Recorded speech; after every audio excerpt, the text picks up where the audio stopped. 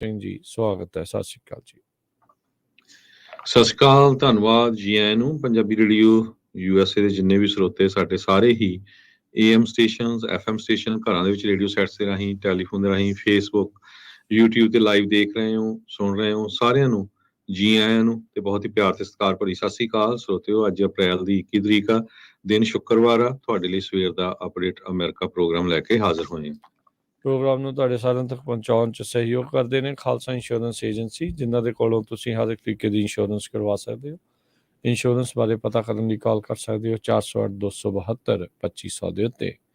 Medicare ਦੇ ਲਈ apply ਕਰਨਾ ਚਾਹੁੰਦੇ ਹੋ, ਚੱਲ ਰਹੇ ਮੈਡੀਕੇਅਰ ਦੇ ਵਿੱਚ ਚੇਂਜਸ ਕਰਵਾਉਣੀਆਂ ਚਾਹੁੰਦੇ ਹੋ, ਵੱਖ-ਵੱਖ ਪਲਾਨਸ ਬਾਰੇ ਜਾਣਕਾਰੀ ਹਾਸਲ ਕਰਨੀ ਹੈ ਤਾਂ ਪੂਰੇ ਅਮਰੀਕਾ ਭਰ ਦੇ ਵਿੱਚ ਮੈਡੀਕੇਅਰ ਦੇ ਲਈ ਮਦਦ ਕਰਦੇ ਹਨ। 4082722500।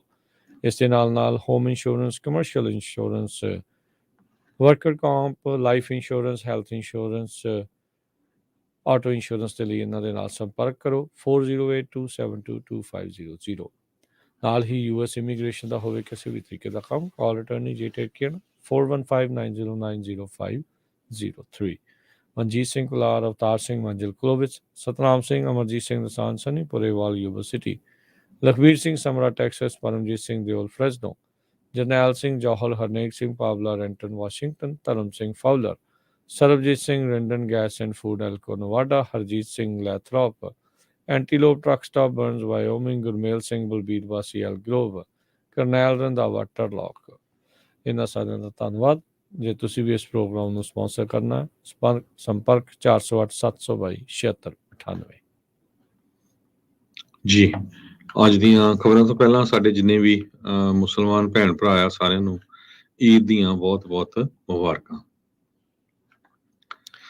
ਤੇ ਖਬਰਾਂ ਵੱਲ ਚੱਲੀਏ। ਰਾਜਕਨਵੀਰ ਸਿੰਘ ਜੀ, ਰਸ਼ੀਆ ਕਹਿੰਦੇ ਵੀ ਕਈ ਵਾਰੀ ਜਦੋਂ ਫਿਰ ਬੰਦੇ ਦੇ ਦਿਨ ਮਾੜੇ ਆਉਂਦੇ ਆ, ਰਸ਼ੀਆ ਦੀ ਫੌਜ ਨੇ ਉੱਥੇ ਦੀ ਜਿਹੜੀ ਏਅਰ ਫੋਰਸ ਆ, ਬਾਈ ਮਿਸਟੇਕ ਆਪਣਾ ਹੀ ਜਿਹੜਾ ਸ਼ਹਿਰ ਆ ਉਹ ਇੱਕ ਬੰਬਾਂ ਦੇ ਨਾਲ ਉਡਾ ਦਿੱਤਾ। ਕਹਿੰਦੇ ਵੀ ਜੋ ਬੈਲਗੋਰਡ ਸਿਟੀ ਆ, ਜਿਹਦੇ 3,40,000 ਦੇ ਕਰੀਬ ਪੋਪੂਲੇਸ਼ਨ ਆ, 25 ਮੀਲ ਈਸਟ ਆਫ ਬਾਰਡਰ ਜਿਹੜਾ ਯੂਕਰੇਨ ਦੇ ਨਾਲ ਲੱਗਦਾ ਆ, ਉੱਥੇ ਉਹਨਾਂ ਨੇ ਡਰੋਨ ਅਟੈਕ ਚੱਲਦੇ ਸੀ ਤੇ ਰਸ਼ੀਆ ਦੀ ਅਥਾਰਟੀ ਨੇ ਬਲੇਮ ਕੀਤਾ ਯੂਕਰੇਨੀਅਨ ਮਿਲਟਰੀ ਨੂੰ। ਪਰ ਇਹ ਖਬਰਾਂ ਆ ਰਹੀਆਂ ਵੀ ਇਹ ਰਸ਼ੀਆ ਵਾਲਿਆਂ ਤੋਂ ਹੀ ਜਿਹੜਾ ਆ ਬੰਬ ਉਹਨਾਂ ਨੇ ਆਪਣੇ ਉੱਥੇ ਸਿੱਟ ਲਿਆ। ਇੰਨਾ ਖਤਰਨਾਕ ਬੰਬ ਸੀ ਜਿਹਦੇ ਨਾਲ 66 ਫੁੱਟ ਡੂੰਘਾ ਜਿਹੜਾ ਕ੍ਰੇਟਰ ਆ ਉਹ ਉੱਥੇ ਧਰਤੀ ਦੇ ਵਿੱਚ ਪੈ ਗਿਆ। ਜੀ ਬਿਲਕੁਲ ਜੀ। ਇਹ ਵੀਰਵਾਰ ਰਾਤ ਨੂੰ ਕਹਿੰਦੇ ਵੀ ਉੱਥੇ ਦੀ ਹੋਇਆ, ਜਦੋਂ ਬਹੁਤ ਤਗੜਾ ਧਮਾਕੇ ਦੇ ਨਾਲ ਰਾਤ ਨੂੰ ਜਿਹੜਾ ਬੈਲਗੋਰੋਡ ਦੇ ਜਿਹੜੇ ਵਸਨੀਕ ਸੀ ਉਹ ਉੱਠੇ ਤੇ ਇਸ ਅਪਾਰਟਮੈਂਟ ਬਿਲਡਿੰਗ ਦੇ ਨਜ਼ਦੀਕ ਇਹ ਧਮਾਕਾ ਜਿਹੜਾ ਉਹ ਹੋਇਆ ਆ। ਸੋ ਜਿੱਦਾਂ ਤੁਸੀਂ ਦੱਸਿਆ ਵੀ ਇੱਕ ਦੂਜੇ ਦੇ ਉੱਤੇ ਦੋਸ਼ ਜਿਹੜੇ ਉਹ ਮੜਨੇ ਜਿਹੜੇ ਉਹ ਸ਼ੁਰੂ ਹੋ ਗਏ, ਪਰ ਘੰਟੇ ਕੁ ਬਾਅਦ ਰਸ਼ੀਅਨ ਡਿਫੈਂਸ ਮਿਨਿਸਟਰ ਨੇ ਇਹ ਮੰਨਿਆ ਵੀ ਇਹਨਾਂ ਦਾ ਜਿਹੜਾ ਹਥਿਆਰ ਆ, ਇਹ ਜਿਹੜਾ ਬੰਬ ਆ, ਉਹ ਗਲਤੀ ਦੇ ਨਾਲ Su-34 ਜਿਹੜੇ ਬੰਬਰ ਆ ਉਹਨਾਂ ਦੇ ਕੋਲੋਂ, ਆਪਣਿਆਂ ਦੇ ਕੋਲੋਂ ਹੀ ਡਿੱਗਾ ਸੀ, ਜਿਸ ਕਰਕੇ ਇਹ ਧਮਾਕਾ ਹੋਇਆ ਆ। ਮਿਨਿਸਟਰੀ ਨੇ ਇਹ ਤਾਂ ਨਹੀਂ ਦੱਸਿਆ ਵੀ ਇਹਦੇ ਨਾਲ ਕੀ ਨੁਕਸਾਨ ਜਿਹੜਾ ਉਹ ਹੋਇਆ, ਹੋ ਸਕਦਾ ਕਿਸੇ ਦੀ ਮੌਤ ਹੋਈ ਆ ਜਾਂ ਬਚਾਅ ਜਿਹੜਾ ਹੋਇਆ। 500 ਕਿਲੋ ਦਾ ਜਿਹੜਾ ਇਹ ਬੰਬ, ਇੱਕ ਸ਼ਕਤੀਸ਼ਾਲੀ ਬੰਬ ਆ, ਉਹ ਇਹਨਾਂ ਦੇ ਹੀ ਆਪਣੇ ਹੀ ਸ਼ਹਿਰ ਦੇ ਉੱਤੇ ਰੂਸ ਦੇ ਕੋਲੋਂ ਡਿੱਗ ਪਿਆ। ਜੀ ਹੁਣ ਤੱਕ 15 ਲੋਕਾਂ ਦੀ ਮੌਤ ਆ ਜਿਹੜੀ ਉਹ ਕਨਫਰਮ ਕੀਤੀ ਗਈ ਆ। ਤੇ ਜੋ ਬੰਬ ਆ ਨਾ, ਉਹਦਾ ਵੇਟ ਵੀ ਉਹਨੇ ਜਿਹੜਾ ਅਪਡੇਟ ਕੀਤਾ। ਕਹਿੰਦੇ 1100 ਪਾਉਂਡ ਦਾ ਬੰਬ ਸੀਗਾ। ਬਹੁਤ, ਹੁਣ ਤੁਸੀਂ ਹਿਸਾਬ ਲਾਓ ਕਿ 1100 ਪਾਉਂਡ ਦਾ ਬੰਬ ਇੱਕ ਅਪਾਰਟਮੈਂਟ ਕੰਪਲੈਕਸ ਦੇ ਉੱਤੇ ਡਿੱਗਿਆ, ਜਿੱਥੇ 15 ਲੋਕ ਮਾਰੇ ਗਏ ਹੈਗੇ ਆ। ਇਸ ਕਰਕੇ ਉੱਥੇ ਇੱਕ ਰਸ਼ੀਆ ਦਾ ਏਅਰਵੇਸ ਵੀ ਹੈਗਾ ਆ, ਯੂਕਰੇਨ ਦੇ ਲਈ ਉਡਾ ਰਹੇ ਸੀ ਪਲੇਨ, ਤੇ ਜਦੋਂ ਬਾਈ ਮਿਸਟੇਕ ਉਹਨਾਂ ਤੋਂ ਹੀ ਜਿਹੜਾ ਆ ਆਪਣੇ ਹੀ ਸ਼ਹਿਰ ਦੇ ਉੱਤੇ ਬੰਬ ਡਿੱਗ ਪਿਆ। ਜੀ ਇਸੇ ਸੰਬੰਧ ਦੇ ਵਿੱਚ ਗੱਲ ਕਰਦੇ ਜਾਈਏ, ਅਮਰੀਕਾ ਨੇ M1 ਐਬਰਾਹਮਸ ਟੈਂਕਸ ਯੂਕਰੇਨ ਦੇ ਟਰੂਪਸ ਨੂੰ ਜਿਹੜੇ ਉਹ ਦੇਣੇ ਆ। 3 ਦਰਜਨ ਤਕਰੀਬਨ ਜਿਹੜੇ ਇਹ ਲੜਾਕੂ ਟੈਂਕ ਨੇ ਉਹ ਯੂਕਰੇਨ ਦੀ ਫੌਜ ਨੂੰ ਜਿਹੜੇ ਉਹ ਦਿੱਤੇ ਜਾਣੇ ਆ।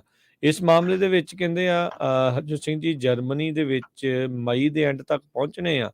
ਤੇ US ਡਿਫੈਂਸ ਸਕੱਤਰ ਲੋਇਡ ਆਸਟਨ ਨੇ ਕਿਹਾ ਆ ਵੀ ਇਹਨਾਂ ਨੂੰ ਬਹੁਤ ਹੀ ਜਲਦ ਹਫ਼ਤਿਆਂ ਦੇ ਵਿੱਚ ਹੀ ਜਿਹੜੀ ਯੂਕਰੇਨੀਅਨ ਟਰੂਪਸ ਆ ਉਹਨਾਂ ਦੀ ਟ੍ਰੇਨਿੰਗ ਇਸ ਟੈਂਕ ਨੂੰ ਚਲਾਉਣ ਦੇ ਲਈ ਸ਼ੁਰੂ ਹੋ ਜਾਵੇਗੀ। ਜਰਮਨੀ ਨੇ ਵੀ ਟੈਂਕ ਦੇਣੇ ਆ, ਅਮਰੀਕਾ ਵੀ ਟੈਂਕ ਦੇ ਰਿਹਾ ਆ, ਤੇ ਕੈਨੇਡਾ ਨੇ ਵੀ ਆਪਣੇ ਕੁਛ ਜਿਹੜੇ ਟੈਂਕ ਆ ਉਹ ਯੂਕਰੇਨ ਨੂੰ ਦੇਣੇ ਆ। ਜਿਹੜੇ ਰਸ਼ੀਅਨ ਆਕੂਪਾਈਡ ਟੈਰੀਟਰੀ ਆ, ਖਾਸ ਕਰਕੇ ਈਸਟਰਨ ਤੇ ਸਦਰਨ ਯੂਕਰੇਨ ਦੇ ਇਲਾਕੇ ਦੇ ਵਿੱਚ, ਉੱਥੇ ਇਹਨਾਂ ਨੂੰ ਜਿਹੜਾ ਉਹ ਵਰਤਿਆ ਜਾ ਸਕਦਾ, ਤਾਂ ਜੋ ਜਿਹੜੇ ਇਲਾਕੇ ਰੂਸ ਨੇ ਆਪਣੇ ਅਧੀਨ ਕਰ ਲਏ ਆ ਉਹਨਾਂ ਨੂੰ ਮੁੜ ਵਾਪਸ ਯੂਕਰੇਨ ਹਾਸਲ ਕਰਨ ਦੇ ਵਿੱਚ ਕਾਮਯਾਬ ਹੋ ਸਕੇ। ਟ੍ਰੇਨਿੰਗ ਦੇ ਵਿੱਚ ਕਹਿੰਦੇ ਵੀ 250 ਯੂਕਰੇਨੀਅਨ ਫੌਜੀ ਜਿਹੜੇ ਆ ਉਹ ਹਿੱਸਾ ਲੈਣਗੇ। 10 ਹਫ਼ਤੇ ਦਾ ਇਹ ਜਿਹੜਾ ਕੋਰਸ ਹੋਊਗਾ, ਇਹਨੂੰ ਆਪਰੇਟ ਕਿੱਦਾਂ ਕਰਨਾ ਹੈ ਤੇ ਇਹਨੂੰ ਰਿਪੇਅਰ ਜਿਹੜਾ ਹੈ ਉਹ ਕਿੱਦਾਂ ਹੈ।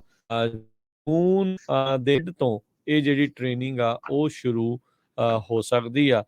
ਪਰ 10 ਹਫ਼ਤੇ ਕਹਿ ਸਕਦੇ ਆ ਹਰਜੋਤ ਸਿੰਘ ਜੀ ਵੀ ਅਜੇ ਵੀ 3-4 ਮਹੀਨੇ ਦਾ 4 ਮਹੀਨੇ ਦਾ ਵਕਤ ਪਿਆ ਆ ਟੈਂਕ ਪਹੁੰਚ ਕੇ ਜਿਹੜੇ ਉਸ ਦੇ ਵਿੱਚ ਟ੍ਰੇਨਿੰਗ ਜਿਹੜੀ ਉਹ ਹੋਣ ਨੂੰ। ਪਰ ਦੇਖਿਆ ਜਾ ਰਿਹਾ ਵੀ ਬੜੀ ਤੇਜ਼ੀ ਦੇ ਨਾਲ ਇਹਨਾਂ ਨੂੰ ਸਿਖਲਾਈ ਜਿਹੜੀ ਉਹ ਦਿੱਤੀ ਜਾਊਗੀ। 7th ਆਰਮੀ ਟ੍ਰੇਨਿੰਗ ਕਮਾਂਡ ਦੇ ਜਿਹੜੇ ਅਮਰੀਕੀ ਫੌਜੀ ਆ ਉਹ ਇੰਸਟਰਕਸ਼ਨਸ ਦੇਣ ਦੇ ਲਈ, ਟ੍ਰੇਨਿੰਗ ਦੇਣ ਦੇ ਲਈ ਉੱਥੇ ਜਾਣਗੇ। ਬਾਈਡਨ ਪ੍ਰਸ਼ਾਸਨ ਪਹਿਲਾਂ ਇਹ ਕਹਿ ਰਿਹਾ ਸੀਗਾ ਵੀ ਇਹ ਜਿਹੜੇ ਵਹੀਕਲਸ ਆ, ਟੈਂਕ ਆ, ਇਹ ਯੂਕਰੇਨੀਅਨ ਟਰੂਪਸ ਨੂੰ ਮੇਨਟੇਨ ਰੱਖਣੇ ਗੁੱਡ ਕੰਡੀਸ਼ਨ ਦੇ ਵਿੱਚ ਔਖੇ ਹੋਣਗੇ। ਪਰ ਜਨਵਰੀ ਦੇ ਵਿੱਚ ਇਹਨਾਂ ਨੇ ਫਿਰ ਇਵੈਂਚੁਅਲੀ ਐਲਾਨ ਕਰ ਦਿੱਤਾ ਸੀਗਾ ਵੀ ਭਾਈ ਤੁਹਾਨੂੰ ਅਸੀਂ ਜਿਹੜੇ ਟੈਂਕ ਆ ਉਹ ਦੇ ਦੇਵਾਂਗੇ। ਉਹ ਤਾਂ ਯੂਕਰੇਨ ਵਾਲੇ ਅਮਰੀਕਾ ਤੋਂ ਲੜਾਕੂ ਜਹਾਜ਼ਾਂ ਦੀ ਵੀ ਮੰਗ ਕਰ ਰਹੇ ਆ, ਜਿਸ ਦੇ ਉੱਤੇ ਹਾਲ ਦੀ ਘੜੀ ਬਾਈਡਨ ਪ੍ਰਸ਼ਾਸਨ ਦੇ ਵੱਲੋਂ ਕੋਰੀ ਨਾ ਦੱਸੀ ਜਾ ਰਹੀ ਆ। ਜੀ, ਅਗਲੀ ਖਬਰ ਵੱਲ ਚਲੀਏ। ਇੱਕ ਨਵੀਂ ਵੀਡੀਓ ਜਾਰੀ ਹੋਈ ਆ ਜਿਹਦੇ ਵਿੱਚ F-150 ਜਿਹੜਾ ਫੋਰਡ ਦਾ ਹੈਗਾ ਪਿਕਅਪ, ਉਹਦੇ ਤੇ ਜਦੋਂ ਅੱਗ ਲੱਗੀ ਆ, ਕਹਿੰਦੇ ਵੀ ਇੰਨੀ ਖਤਰਨਾਕ ਅੱਗ ਸੀ, ਉਹ ਪੂਰੇ ਦਾ ਪੂਰਾ ਜਿਹੜਾ ਟਰੱਕ ਆ ਉਹ ਮੈਲਟ ਡਾਊਨ ਹੋ ਗਿਆ। ਸੋ ਜਿਹੜੀਆਂ ਇਲੈਕਟ੍ਰਿਕ ਕਾਰਸ ਆ ਉਹਨੂੰ ਲੈ ਕੇ ਇਹ ਇੱਕ ਬਹੁਤ ਵੱਡਾ ਕੁਐਸਚਨ ਆ ਵੀ ਸੇਫਟੀ ਨੂੰ ਲੈ ਕੇ ਵੀ ਕਿਸ ਤਰ੍ਹਾਂ ਲੋਕ ਬਾਹਰ ਨਿਕਲ ਸਕਣ। ਕਿਉਂਕਿ ਪਹਿਲਾਂ ਟੈਸਲਾ ਨੂੰ ਵੀ ਕਈਆਂ ਨੂੰ ਜਦੋਂ ਅੱਗ ਲੱਗੀ ਆ, ਕਹਿੰਦੇ ਵੀ ਬਹੁਤ ਜ਼ਿਆਦਾ ਪਾਣੀ ਜਿਹੜਾ ਆ ਉਹ ਯੂਜ਼ ਕੀਤਾ ਜਾਂਦਾ ਤੇ ਉਹਦੀ ਅੱਗ ਬੁਝਾਉਣੀ ਬੜੀ ਔਖੀ ਹੁੰਦੀ ਆ, ਕਿਉਂਕਿ ਉਹਦੇ ਵਿੱਚ ਬੈਟਰੀਆਂ ਹੁੰਦੀਆਂ ਹੈਗੀਆਂ। ਸੋ ਮਾਰਚ ਮਹੀਨੇ ਦੇ ਵਿੱਚ 18 ਦੇ ਕਰੀਬ 2023 F-150 ਲਾਈਟਨਿੰਗ ਪਿਕਅਪ ਇਹ ਰੀਕਾਲ ਵੀ ਕੀਤੇ ਗਏ ਸੀ ਵੀ ਇਹਨਾਂ ਦੇ ਉੱਤੇ ਕੋਈ ਨਾ ਕੋਈ ਇਸ਼ੂ ਹੋ ਸਕਦਾ ਹੈਗਾ।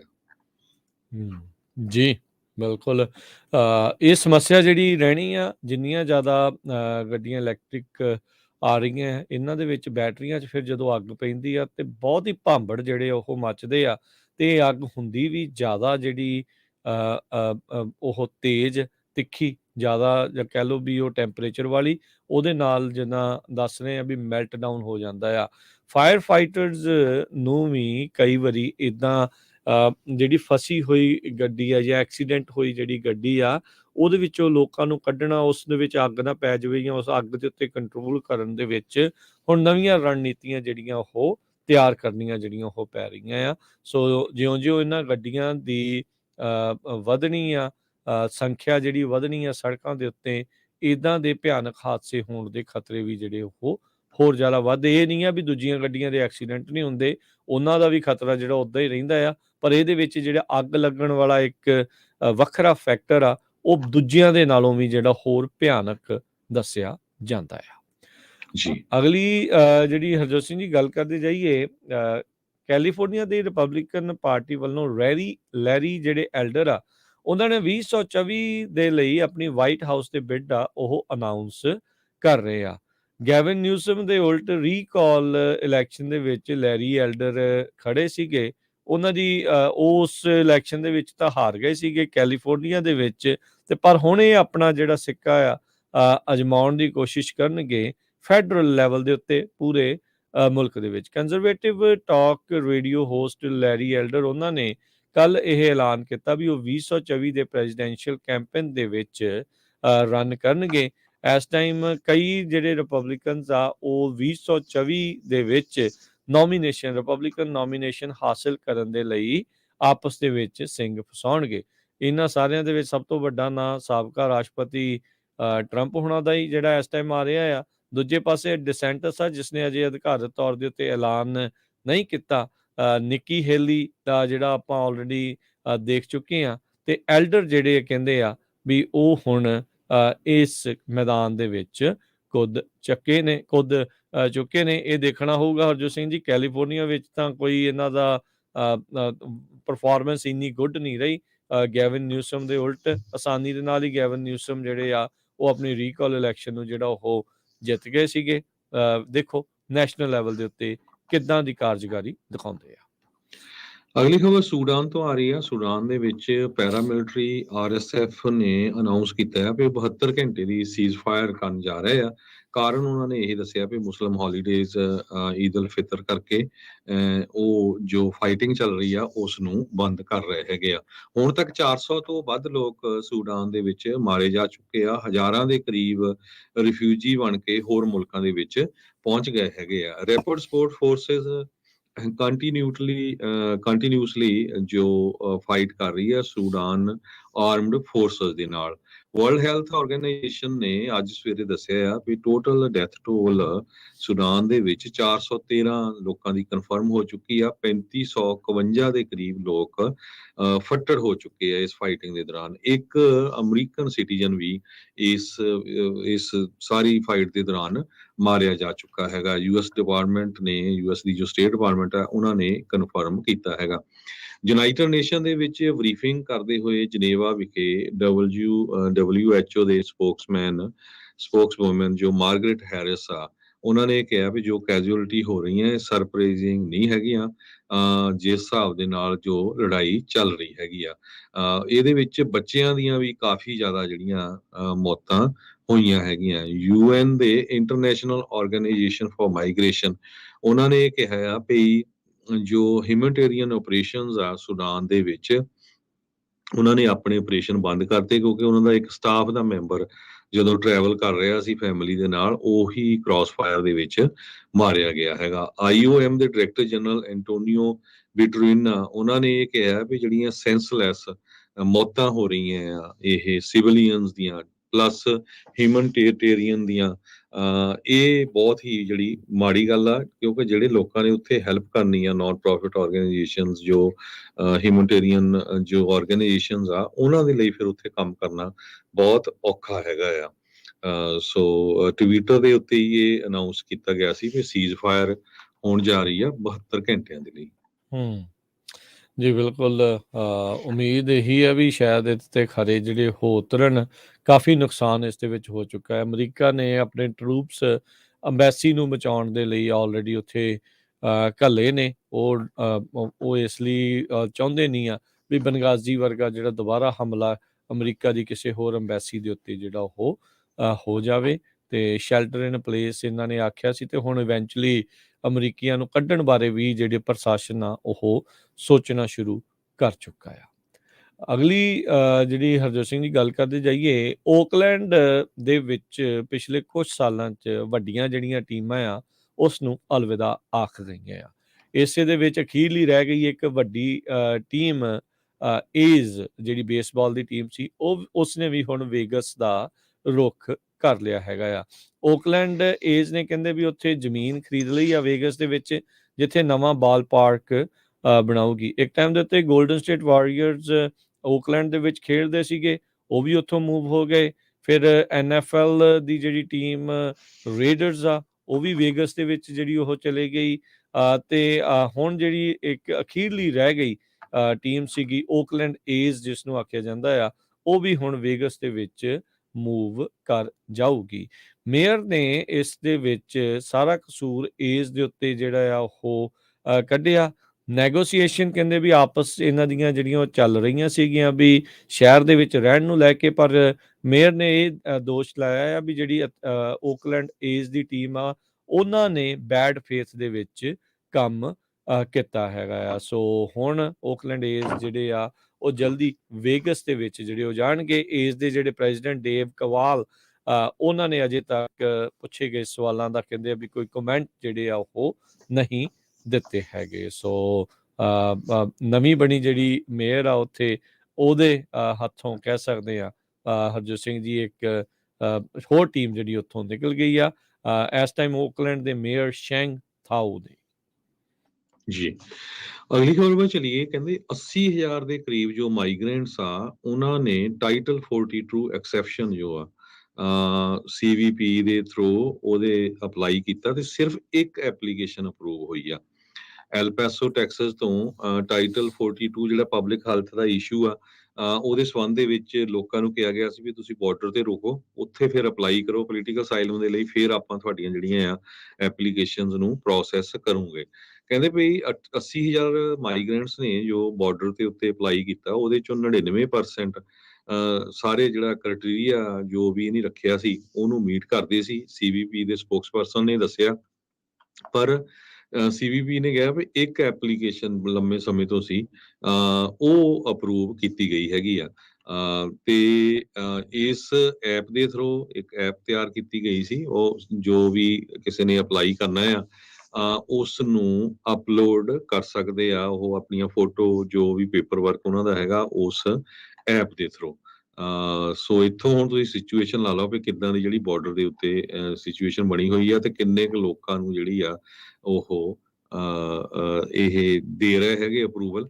ਜੋ ਫੈਕਟਰਸ ਹੈਗੇ ਆ ਹਿਊਮਨਟੇਰੀਅਨ ਜਿਹੜੇ ਐਕਸੈਪਸ਼ਨ ਦੇ ਲਈ ਟਾਈਟਲ 20 ਦੇ ਵਿੱਚ, ਉਹਦੇ ਚ ਕੋਈ ਫਿਜ਼ੀਕਲ ਜਾਂ ਮੈਂਟਲ ਇਲਨੈਸ ਆ, disability, pregnancy, lack of access, age ਜੇ 21 ਸਾਲ ਤੋਂ ਥੱਲੇ ਆ ਜਾਂ 70 ਸਾਲ ਤੋਂ ਉੱਪਰ ਹੈਗੀ ਆ, ਜਾਂ ਕੋਈ ਜਿਹੜੇ ਇੰਡੀਵਿਜੂਅਲ ਆ ਜਿਨ੍ਹਾਂ ਨੂੰ ਥ੍ਰੈਟ ਕੀਤਾ ਗਿਆ ਆ ਮੈਕਸੀਕੋ ਦੇ ਵਿੱਚ, ਜੋ ਰਿਪੋਰਟਰ ਜੋਨਾਥਨ ਮੈਜੀਆ, ਉਹਨਾਂ ਨੇ ਕਿਹਾ ਕਿ ਸੈਕਰਡ ਹਾਰਟ ਚਰਚ ਜਿੱਥੇ ਇਹ ਲੋਕਾਂ ਨੂੰ ਰੱਖਿਆ ਗਿਆ, ਬਹੁਤ ਸਾਰੇ ਮਾਈਗ੍ਰੈਂਟਸ ਹੈਗੇ, ਉੱਥੇ ਉਹਨਾਂ ਨੇ ਜਿਹੜੀ ਇੰਟਰਵਿਊ ਕੀਤੀ ਹੈਗੀ ਆ। ਇੱਕ ਜ਼ਰੂਰ ਰਾਜਕਨਵੀਰ ਜੀ, ਆਪਾਂ ਜਿਹੜੇ ਜਿੰਨੇ ਵੀ ਸਾਡੇ ਸਰੋਤੇ ਆ ਉਹਨਾਂ ਨੂੰ ਇਹ ਦੱਸਣਾ ਚਾਹੁੰਦੇ ਵੀ ਬਹੁਤ ਵਾਰ ਇੰਡੀਆ ਤੋਂ ਕਾਲਾਂ ਆਉਂਦੀਆਂ। ਸਾਡੇ ਵੀ ਸਵੇਰੇ ਰੇਡੀਓ ਤੇ 6 ਵਜੇ ਦੇ ਕਰੀਬ ਕਾਲ ਆਈ ਸੀ ਵੀ ਜੀ ਬਾਰਡਰ ਤੇ ਸਿਚੁਏਸ਼ਨ ਕਿੱਦਾਂ ਦੀ ਆ। ਸੋ ਇਹ ਦੱਸਦੇ ਜਾਈਏ ਵੀ ਕੋਈ ਵੀ ਅਮਰੀਕਨ ਕਿਸੇ ਵੀ ਤਰ੍ਹਾਂ ਕੋਸ਼ਿਸ਼ ਨਾ ਕਰੇ ਕਿਸੇ ਵੀ ਇਲੀਗਲ ਬੰਦੇ ਨੂੰ ਸਪੋਰਟ ਕਰਨ ਦੇ ਲਈ ਜੋ ਬਾਰਡਰ ਕ੍ਰਾਸ ਕਰਕੇ ਆ ਰਿਹਾ ਆ। ਤੁਹਾਡਾ ਜਿਹੜਾ ਬਹੁਤ ਜ਼ਿਆਦਾ ਜਿਹੜਾ ਆ ਇਹ ਬਹੁਤ ਵੱਡਾ ਕ੍ਰਾਈਮ ਆ ਕਿਸੇ ਵੀ ਇਲੀਗਲ ਬੰਦੇ ਨੂੰ ਸਪੋਰਟ ਕਰਨਾ USA ਦੇ ਵਿੱਚ ਐਂਟਰ ਕਰਨ ਦੇ ਲਈ। ਜਦੋਂ ਐਂਟਰ ਹੋ ਗਿਆ ਇਮੀਗ੍ਰੇਸ਼ਨ, ਕੁਛ ਅਪਰੂਵਲ ਮਿਲ ਗਿਆ, ਫਿਰ ਤਾਂ ਸਾਰਿਆਂ ਨੇ ਚਲੋ ਰੋਟੀ ਪਾਣੀ ਦੇਣਾ ਹੀ ਜੋ ਵੀ। ਪਰ ਜੇ ਤੁਸੀਂ ਇਲੀਗਲ ਬੰਦਾ ਕਿਤੇ ਲਿਆ ਰਹੇ ਆ, ਤੁਹਾਡੀ ਕਾਲ ਰਿਕਾਰਡ ਹੁੰਦੀ ਆ, ਤੁਸੀਂ ਪੈਸੇ ਦੇ ਰਹੇ ਆ, ਕੁਛ ਵੀ ਆ, ਤੇ ਈਵਨ ਤੁਹਾਡੀ ਜਿਹੜੀ ਸਿਟੀਜ਼ਨਸ਼ਿਪ ਆ US ਦੀ ਉਹ ਵੀ ਜਾ ਸਕਦੀ ਹੈਗੀ। ਇਹ ਬਹੁਤ ਵੱਡਾ ਕ੍ਰਾਈਮ ਹੈਗਾ ਜੀ। ਹਿਊਮਨ ਟ੍ਰੈਫਿਕਿੰਗ ਦੇ ਅੰਡਰ ਇਹ ਜੀ। ਚੀਜ਼ ਜਿਹੜੀ ਉਹ ਆ ਜਾਂਦੀ ਹੈ ਵੀ ਤੁਸੀਂ ਬੰਦੇ ਨੂੰ ਇੱਕ ਮੁਲਕ ਤੋਂ ਗੈਰ ਕਾਨੂੰਨੀ ਢੰਗ ਦੇ ਨਾਲ ਦੂਜੇ ਦੇ ਵਿੱਚ ਜਿਹੜਾ ਉਹ ਦਾਖਲ ਕਰਾਉਣ 'ਚ ਮਦਦ ਕਰ ਰਹੇ ਹੁੰਦੇ ਆ। ਤੇ 11 ਮਈ ਤੋਂ ਜਿਹੜਾ ਟਾਈਟਲ 42 ਆ ਉਹ ਐਕਸਪਾਇਰ ਹੋ ਜਾਣਾ ਆ। ਥਰਡ ਕੰਟਰੀ ਵਾਲਾ ਇੱਥੇ ਲਾਗੂ ਜਿਹੜਾ ਉਹ ਹੋ ਰਿਹਾ ਹੈਗਾ ਆ। ਉਹਦੇ ਨਾਲ ਟੈਕਨੀਕੈਲਿਟੀ ਦੇ ਉੱਤੇ ਬਹੁਤ ਸਾਰੇ ਲੋਕਾਂ ਨੂੰ ਅਸਾਈਲਮ ਜਿਹੜਾ ਉਹ ਨਹੀਂ ਮਿਲ ਸਕੂਗਾ। ਕੱਲ ਨੂੰ ਜਿਹੜੇ ਅਟਾਰਨੀ ਟੇਕੀਅਨ ਆ ਇਸ ਦੇ ਬਾਰੇ ਜਿਹੜੇ ਆ ਹੋਰ ਜਾਣਕਾਰੀ ਇੱਕ ਵਾਰੀ ਫਿਰ ਜਾਣਕਾਰੀ ਦੇ ਦੇਣਗੇ। ਜਿਹੜੇ ਅਜੇ ਵੀ ਪੁੱਛਦੇ ਆ ਵੀ ਭਾਈ 11 ਮਈ ਨੂੰ ਕੀ ਹੋਣਾ ਆ, ਜਿਹੜੇ ਅਪਡੇਟ ਇਮੀਗ੍ਰੇਸ਼ਨ ਪ੍ਰੋਗਰਾਮ ਪਿਛਲੇ 2 ਹਫ਼ਤੇ ਦੇ ਆ ਉਹ ਤੁਸੀਂ ਸੁਣ ਲਓ। ਉਹਨਾਂ ਵਿੱਚ ਜਿਹੜੀ ਕਾਫੀ ਜਾਣਕਾਰੀ ਇਸ ਦੇ ਬਾਬਤ ਦਿੱਤੀ ਗਈ ਹੈਗੀ ਆ। ਇੱਕ ਮਾੜੀ ਖਬਰ ਹਰਜੋਤ ਸਿੰਘ ਜੀ ਓਹਾਇਓ ਤੋਂ ਆ ਰਹੀ ਆ। ਆਂਧਰਾ ਪ੍ਰਦੇਸ਼ ਭਾਰਤ ਮੂਲ ਦਾ ਜਿਹੜਾ ਸਈ ਸ਼ਵੀਰਾ 24 ਸਾਲਾਂ ਦਾ ਇਹ ਮੁੰਡਾ ਜਿਹੜਾ ਕਿ ਇੱਥੇ ਪੜ੍ਹਨ ਦੇ ਲਈ ਉੱਥੇ ਓਹਾਇਓ 'ਚ ਆਇਆ ਸੀ, ਉਸ ਦੀ ਮੌਤ ਹੋ ਗਈ ਆ। ਗੈਸ ਸਟੇਸ਼ਨ ਤੇ ਕੰਮ ਕਰ ਰਿਹਾ ਸੀ, ਅਟੈਂਪਟਡ ਰੋਬਰੀ ਹੋਈ ਤੇ ਉਸ ਨੂੰ ਇੱਕ ਕਾਲੇ ਮੂਲ ਦੇ ਬੰਦੇ ਨੇ ਗੋਲੀ ਜਿਹੜੀ ਉਹ ਮਾਰ ਦਿੱਤੀ। 24 ਸਾਲਾਂ ਦਾ ਸਤੈਸ਼ ਵੇਰਾ ਕਹਿੰਦੇ ਵੀ ਵੀਰਵਾਰ ਨੂੰ ਤੜਕੇ ਇਹ ਉੱਥੇ ਗੈਸ ਸਟੇਸ਼ਨ ਦੇ ਉੱਤੇ ਕੰਮ ਕਰ ਰਿਹਾ ਸੀਗਾ। ਹੁਣ ਉਸ ਦੀ ਯਾਦ ਦੇ ਵਿੱਚ ਉਸ ਦੇ ਦੇਹ ਨੂੰ ਵਾਪਸ ਪਹੁੰਚਾਉਣ ਦੇ ਲਈ ਜਾਂ ਜਿੱਦਾਂ ਵੀ ਉਹਦੀ ਮਦਦ ਕਰਨ ਦੇ ਲਈ ਲੋਕਾਂ ਨੇ ਗੋਫੰਡਮੀ ਤਾਂ ਜਿਹੜਾ ਉਹ ਸ਼ੁਰੂ ਕੀਤਾ ਆ। ਇੱਕ ਸ਼ੈਲ ਦਾ ਗੈਸ ਸਟੇਸ਼ਨ ਸੀਗਾ ਵੈਸਟ ਬਰੋਡ ਸਟਰੀਟ ਦੇ ਉੱਤੇ, ਫਰੈਂਕਲਿੰਗਟਨ ਕਰਕੇ ਜਿਹੜਾ ਸ਼ਹਿਰ ਆ, ਉੱਥੇ ਅਟੈਂਪਟਡ ਰੋਬਰੀ ਦੇ ਦੌਰਾਨ ਇਸ ਦੀ ਮੌਤ ਜਿਹੜੀ ਹੋ ਗਈ ਆ। ਕਹਿੰਦੇ ਵੀ ਤੜਕੇ ਸਵੇਰ ਦੇ 1:30 ਵਜੇ ਸੀਗੇ ਜਦ ਇਸ ਨੂੰ ਮ੍ਰਿਤ ਘੋਸ਼ਿਤ ਕੀਤਾ ਗਿਆ ਸੀਗਾ। ਬਹੁਤ ਮਾੜੀ ਜਿਹੜੀ ਇਹ ਘਟਨਾ ਵਾਪਰੀ। ਉਸਦੇ ਸਾਥੀ ਜਿਹੜੇ ਉਹ ਦੱਸਦੇ ਨੇ ਵੀ ਜਲਦ ਹੀ ਇਸਨੇ ਜੌਬ ਜਿਹੜੀ ਇਹ ਛੱਡਣੀ ਸੀ, ਮੇਬੀ ਕਿਸੇ ਹੋਰ ਥਾਂ ਦੇ ਉੱਤੇ ਕਰਨੀ ਸੀਗੀ, ਪਰ ਉਹ ਦਿਨ ਇਸ ਦੇ ਲਈ ਨਹੀਂ ਚੜ੍ਹ ਸਕਿਆ। ਉਸ ਟਾਈਮ ਸ਼ੈਲ ਸਟੇਸ਼ਨ ਦੇ ਉੱਤੇ ਇਹ ਐਜ਼ ਏ ਕਲਰਕ ਕੰਮ ਕਰ ਰਿਹਾ ਸੀਗਾ। ਹਰਜੋਤ ਸਿੰਘ ਜੀ ਬਹੁਤ ਸਾਰੇ ਜਿਹੜੇ ਨੌਜਵਾਨ ਦੇਖੋ ਕੋਈ ਪੜ੍ਹਨ ਆਇਆ, ਕੋਈ ਉੱਦਾਂ ਇੱਥੇ ਆ ਕੇ ਕੰਮ ਕਰ ਰਿਹਾ ਆ, ਉਹ ਏਦਾਂ ਰੋਬਰੀਆਂ ਦਾ ਸ਼ਿਕਾਰ, ਉਹਨਾਂ ਦੀਆਂ ਗੋਲੀਆਂ ਦਾ ਸ਼ਿਕਾਰ ਜਿਹੜਾ ਉਹ ਹੋ ਰਹੇ ਆ।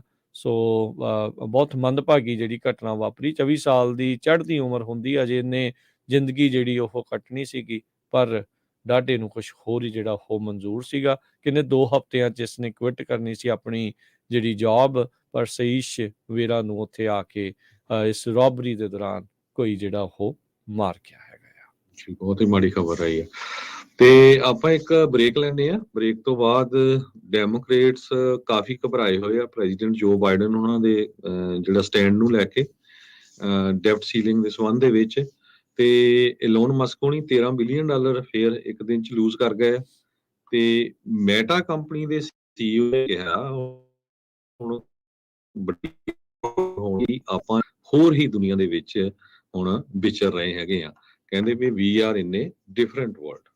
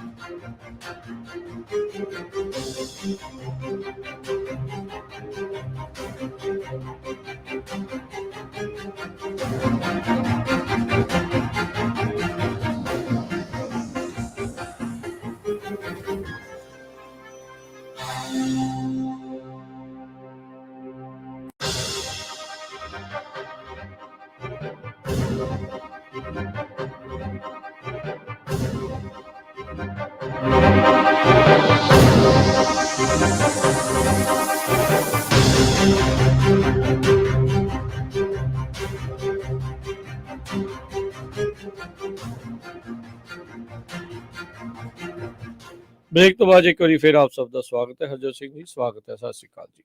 ਸਤਿ ਸ਼੍ਰੀ ਅਕਾਲ, ਧੰਨਵਾਦ ਜੀ ਆਇਆਂ ਨੂੰ।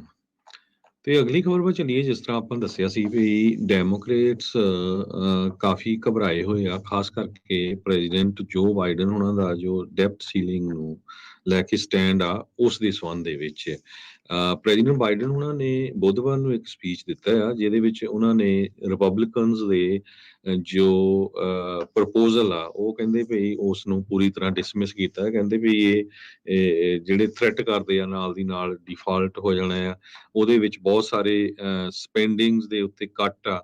ਤੇ ਇਹਦੇ ਸੰਬੰਧ ਦੇ ਵਿੱਚ ਉਹਨਾਂ ਨੇ ਇਹ ਕਿਹਾ ਵੀ ਮੈਂ ਉਹ ਜਿਹੜੇ ਵਾਕੋ ਨੋਸ਼ਨਸ ਆ ਉਹਨਾਂ ਦੇ ਨਾਲ ਐਗਰੀ ਨਹੀਂ ਕਰਦਾ ਹੈਗਾ।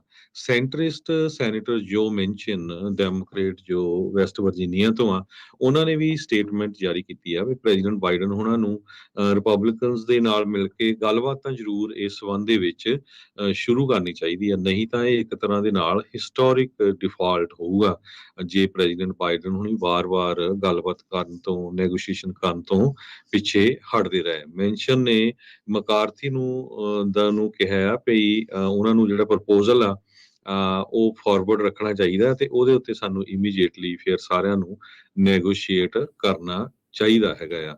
ਡੀਨ ਫਿਲਿਪਸ ਜੋ ਡੈਮੋਕ੍ਰੇਟ ਮਿਨੇਸੋਟਾ ਤੋਂ ਹੈਗੇ ਆ, ਉਹਨਾਂ ਨੇ ਇਹ ਕਿਹਾ ਵੀ ਮੈਂ ਵਾਈਟ ਹਾਊਸ ਦੀ ਪੋਜੀਸ਼ਨ ਨੂੰ ਰਿਸਪੈਕਟ ਕਰਦਾ ਹੈਗਾ ਆ, ਪਰ ਜੋ ਨੈਗੋਸ਼ੀਏਸ਼ਨਸ ਆ ਉਹ ਸਾਨੂੰ ਜ਼ਰੂਰ ਕਰਨੀਆਂ ਚਾਹੀਦੀਆਂ। ਜੈਰਡ ਮਾਸਕੋਵਿਚ ਜੋ ਰਿਪਰੈਜ਼ੈਂਟੇਟਿਵ ਹੈਗੇ ਆ, ਉਹਨਾਂ ਨੇ ਇਹ ਕਿਹਾ ਆ ਵੀ ਮੈਂ ਸੋਚਦਾ ਆ ਵੀ ਹਮੇਸ਼ਾ ਪ੍ਰੈਜ਼ੀਡੈਂਟ ਤੇ ਜਿਹੜੇ ਸਪੀਕਰ ਆ ਉਹ ਆਪਸ ਦੇ ਵਿੱਚ ਗੱਲਬਾਤ ਤਾਂ ਕਰਦੇ ਹੀ ਆ ਤੇ ਉਹਨਾਂ ਨੂੰ ਜ਼ਰੂਰ ਇਮੀਡੀਏਟਲੀ ਇਸ ਦੇ ਉੱਤੇ ਵਰਕਆਊਟ ਕਰਨਾ ਚਾਹੀਦਾ। ਹੁਣ ਡੈਪਟ ਸੀਲਿੰਗ ਦਾ ਸਮਾਂ ਬਹੁਤ ਲਾਗੇ ਆ ਰਿਹਾ, ਜੇ ਉਸ ਨੂੰ ਨਾ ਵਧਾਇਆ ਗਿਆ ਤੇ ਜਿਹੜਾ ਅਮਰੀਕਾ ਆ ਉਹ ਡੀਫਾਲਟ ਦੇ ਵਿੱਚ ਜਾ ਸਕਦਾ ਹੈਗਾ। ਰਿਪਰੈਜ਼ੈਂਟ ਹੈਲੀ ਸਟੀਵਨਸ ਜੋ ਡੈਮੋਕ੍ਰੇਟ ਆ ਮਿਸ਼ੀਗਨ ਤੋਂ, ਉਹਨਾਂ ਨੇ ਇਹ ਕਿਹਾ ਆ ਵੀ ਅਸੀਂ ਨੈਗੋਸ਼ੀਏਸ਼ਨ ਵੱਲ ਸਾਨੂੰ ਤੁਰਨਾ ਚਾਹੀਦਾ ਹੈਗਾ। ਸੋ ਇੱਕ ਤਰ੍ਹਾਂ ਦੇ ਨਾਲ ਬਹੁਤ ਸਾਰੇ ਜਿਹੜੇ ਡੈਮੋਕ੍ਰੇਟਸ ਆ ਉਹ ਹੁਣ ਪ੍ਰੈਜ਼ੀਡੈਂਟ ਬਾਈਡਨ ਉਹਨਾਂ ਦੇ ਉੱਤੇ ਵੀ ਪ੍ਰੈਸ਼ਰ ਪਾ ਰਹੇ ਆ ਵੀ ਗੱਲਬਾਤ ਜੋ ਆ ਉਹ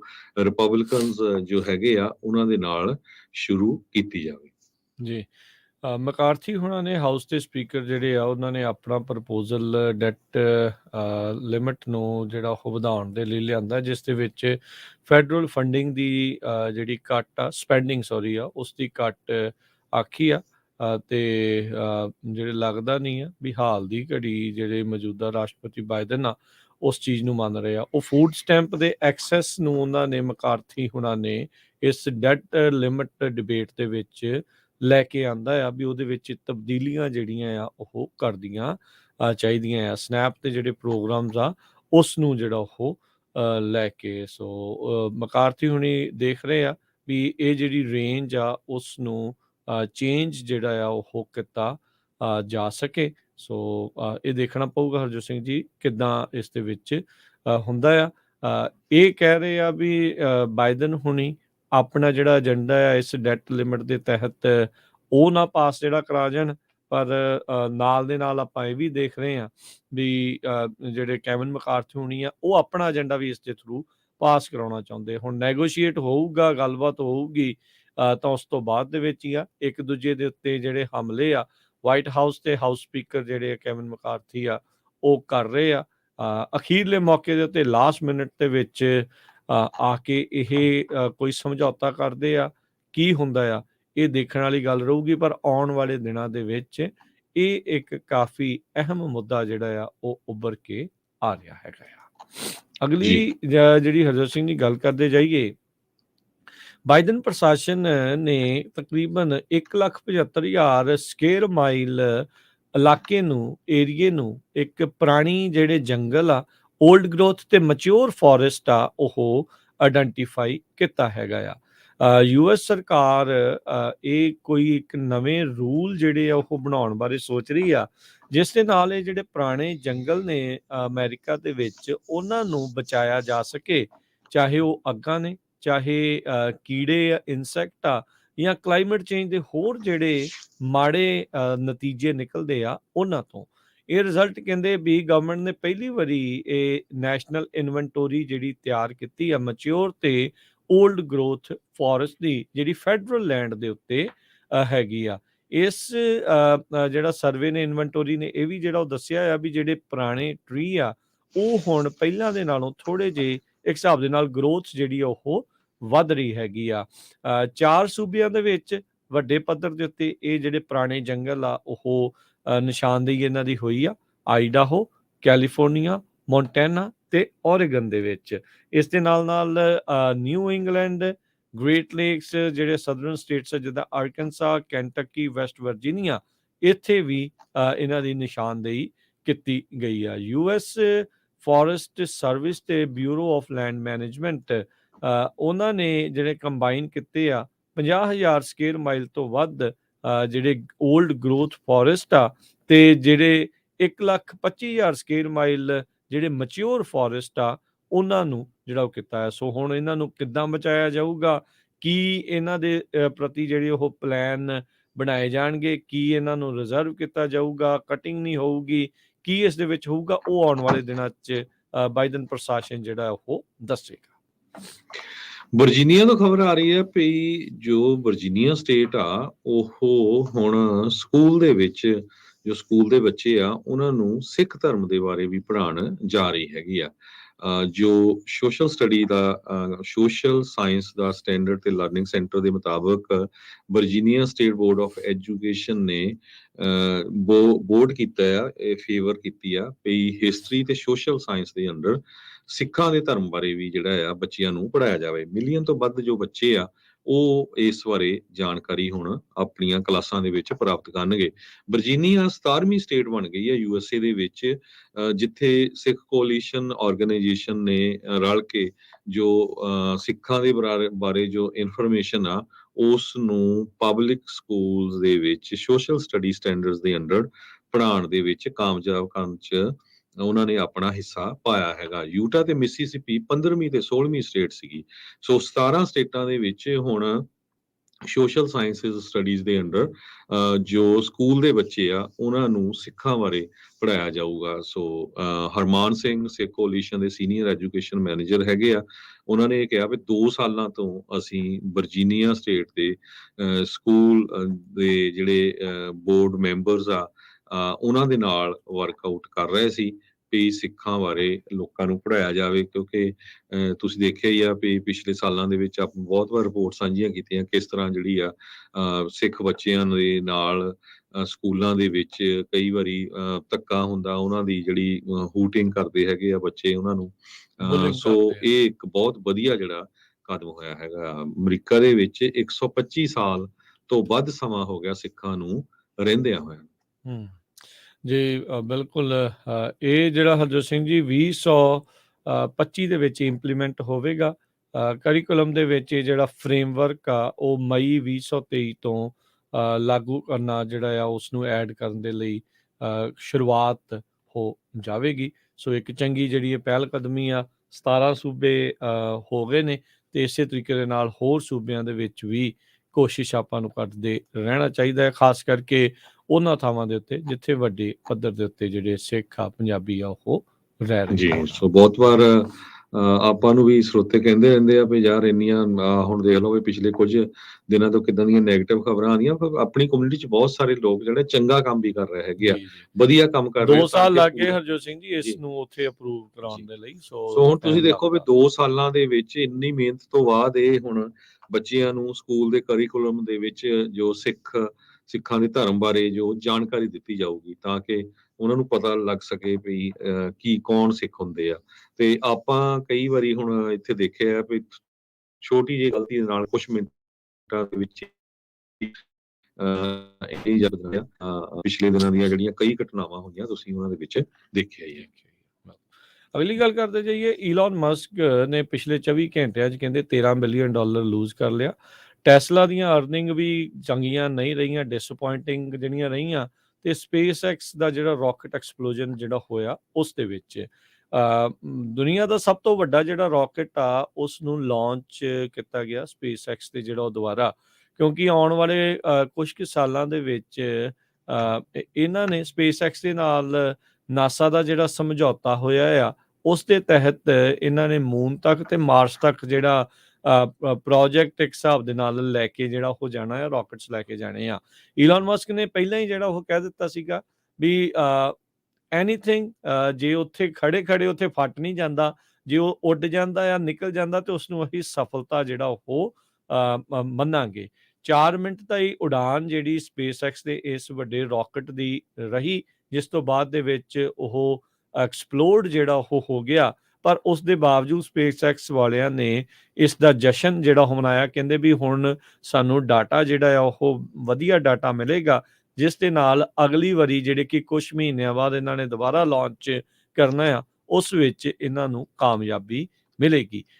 ਪਰ ਇਹ ਸਾਰੇ ਮਾਮਲੇ ਦੇ ਵਿੱਚ ਜਿਹੜੇ ਇਨਵੈਸਟਰਸ ਆ ਉਹ ਹੋਰ ਢੰਗ ਦੇ ਨਾਲ ਚੀਜ਼ਾਂ ਨੂੰ ਦੇਖ ਰਹੇ ਆ, ਜਿੱਥੇ ਕਿ ਇਹਨਾਂ ਦੀਆਂ ਅਰਨਿੰਗਸ ਤੇ ਸ਼ੇਅਰ ਦੇ ਜਿਹੜੇ ਪ੍ਰਾਈਸਿਸ ਆ ਉਹ ਥੱਲੇ ਨੂੰ ਆ ਗਏ ਆ। ਟੈਸਲਾ ਨੇ ਯੂਐਸ ਦੇ ਵਿੱਚ ਜਿਹੜੇ ਆ ਉਹ ਪ੍ਰਾਈਸਿਸ ਆਪਣੀਆਂ ਗੱਡੀਆਂ ਦੇ ਜਿਹੜੇ ਉਹ ਘਟਾਏ ਸੀਗੇ, ਪਰ ਅੱਜ ਕਹਿੰਦੇ ਆ ਵੀ ਜਿਹੜੇ ਯੂਐਸ ਦੇ ਪ੍ਰਾਈਸਿਸ ਆ ਉਹਨਾਂ ਨੇ ਟੈਸਲਾ ਦੇ ਜਿਹੜੇ ਉਹ ਵਧਾ ਦਿੱਤੇ ਆ 6 ਵਾਰੀ ਜਿਹੜੇ ਪ੍ਰਾਈਸਿਸ ਘਟਾਉਣ ਤੋਂ ਬਾਅਦ। ਸੋ ਇਹ ਵੀ ਮਨ ਲੱਗਦਾ ਆ ਪੂਰੀ ਤਰ੍ਹਾਂ ਬਣਾ ਨਹੀਂ ਪਾ ਰਿਹਾ ਵੀ ਜਿਹੜੇ ਪ੍ਰਾਈਸ ਆ ਇਹਨਾਂ ਗੱਡੀਆਂ ਦੇ ਘਟਾਉਣੇ ਆ ਜਾਂ ਵਧਾਉਣੇ ਆ।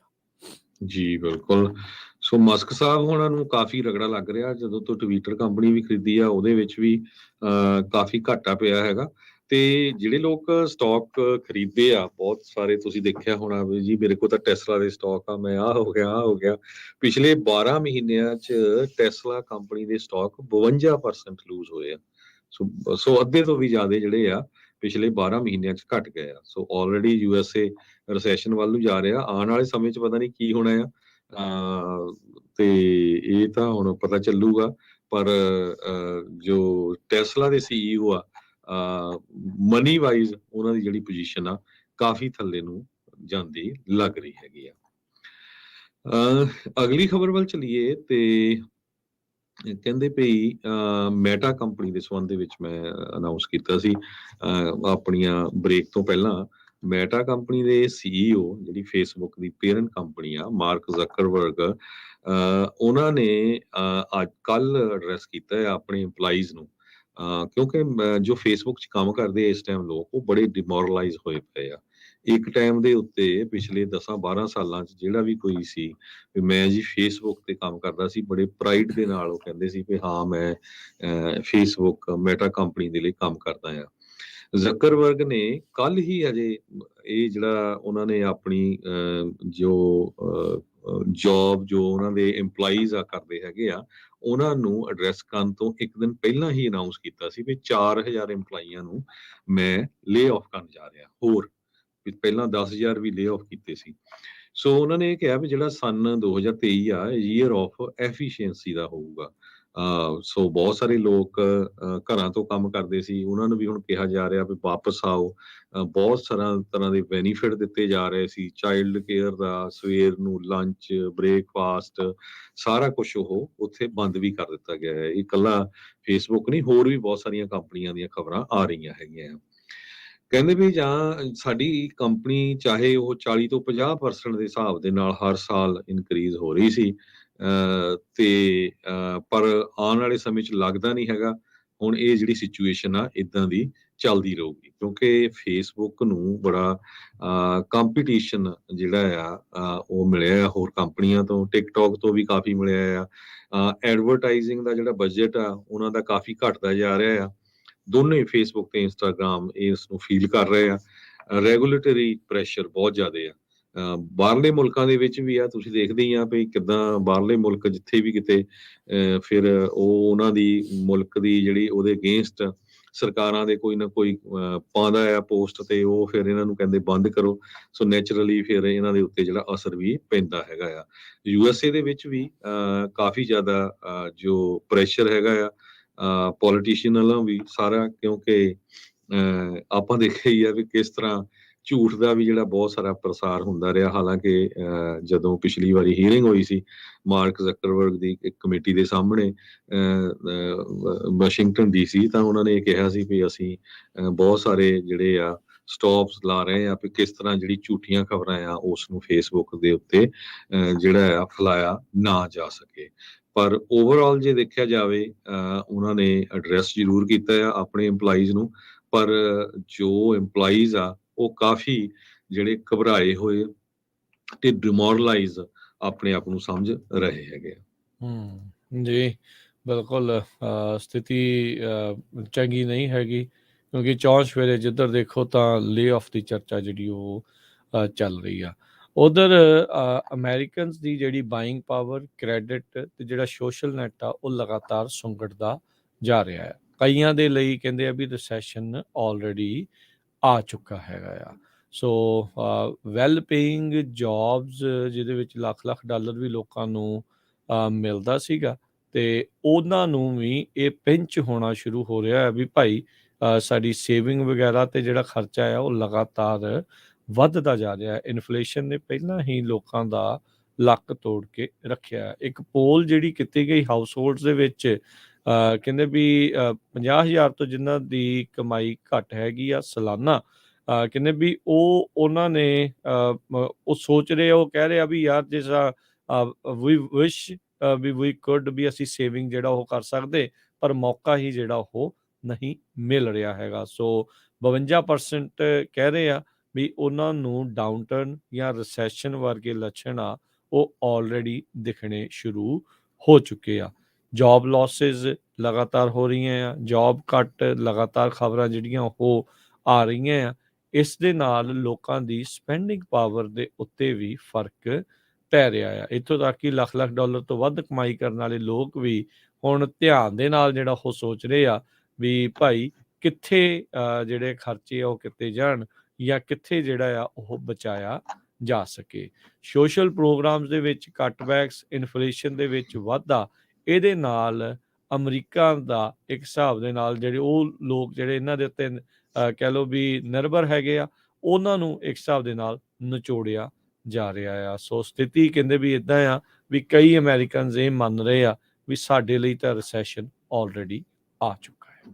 ਜੀ, ਅਮਰੀਕਾ ਦੇ ਵਿੱਚ ਕੈਟਾਲਿਟਿਕ ਕਨਵਰਟਰ ਚੋਰੀਆਂ ਨੂੰ ਲੈ ਕੇ ਲੋਕਾਂ ਨੇ ਹੁਣ ਜਿਹੜਾ ਆ ਆਪਣੇ ਆਪ ਨੂੰ ਬਚਾਉਣਾ ਆਪ ਸ਼ੁਰੂ ਕਰ ਦਿੱਤਾ ਹੈਗਾ ਆ। ਪਿਛਲੇ ਮਹੀਨਿਆਂ ਦੇ ਵਿੱਚ ਤੁਸੀਂ ਖਬਰਾਂ ਸੁਣੀਆਂ ਹੋਣੀਆਂ, ਕਿਸੇ ਦੀ ਕਾਰ ਦਾ ਕੈਟਾਲਿਟਿਕ ਕਨਵਰਟਰ ਚੋਰੀ ਹੋਣ ਜਾ ਰਿਹਾ ਸੀ, ਉਸਨੇ ਉਹਨੂੰ ਜਿਹੜਾ ਮਾਲਕ ਸੀ ਉਹਨੇ ਗੋਲੀ ਮਾਰ ਦਿੱਤਾ।